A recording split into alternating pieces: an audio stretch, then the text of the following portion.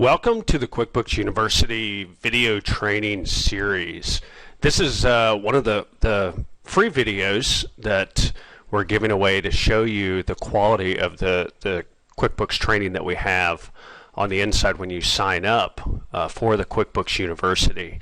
I've got a couple of videos here that are a little shorter because I'm showing you some very specific things, and the videos inside on the Quickbooks University are probably a little bit longer, some a little bit shorter. What I've done is broken them down into bite-sized chunks. So there's actually 37 videos covering pretty much everything you'd want to know about QuickBooks. So we encourage you to sign up and join us on the inside and learn QuickBooks.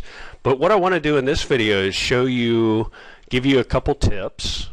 We've got a couple videos. So in this one I want to talk about recording your sales in QuickBooks, because I see far too many people do this incorrectly.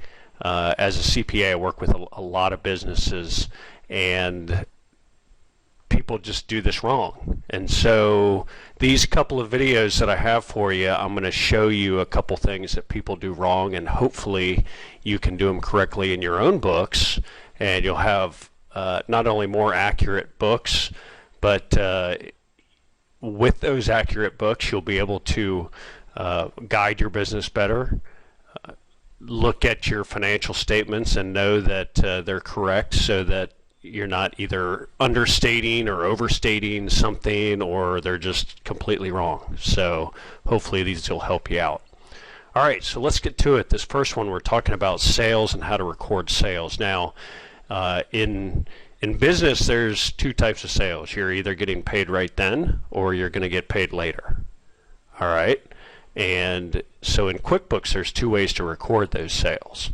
Now, one is called a sales receipt. Okay, I'm going to show you that if you see my cursor here, right here on the screen. And the other one is an invoice. Okay, and that's right here.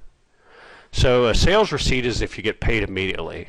If somebody comes in, they buy something, they pay you, you can do a sales receipt and you're done.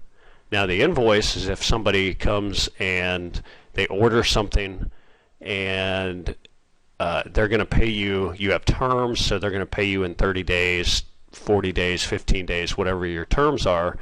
When they owe you money, you have to use an invoice, because what QuickBooks does is it records what's called an accounts receivable, and an accounts receivable means that they owe you money.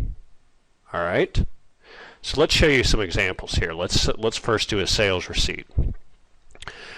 So we click on that, we open this up, and you'll see here this is called a form in QuickBooks. Okay, we're going to pull up just any job here. We'll say this, let's go down a little bit here. We'll say Pam Craven ductwork.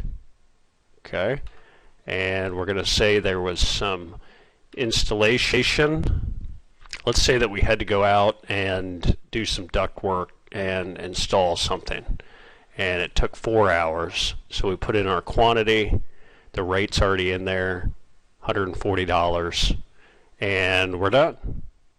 Okay, so again, we would do this sales receipt if we were getting paid immediately. So it could be that, you know, this Pam Craven ductwork could be that the installation people or you went out there and did the work and hand wrote a sales receipt. She paid you right then. Well, then you could come back to QuickBooks and just record this as a sales receipt in QuickBooks. Okay, and so we can hit save and close. All right, and now we've got a sales receipt out there. So this is not an invoice. This doesn't mean that they're going to owe you any money. It just means that you just made a sale just now. All right, now the other one is a invoice, and this is if you do work and you have terms.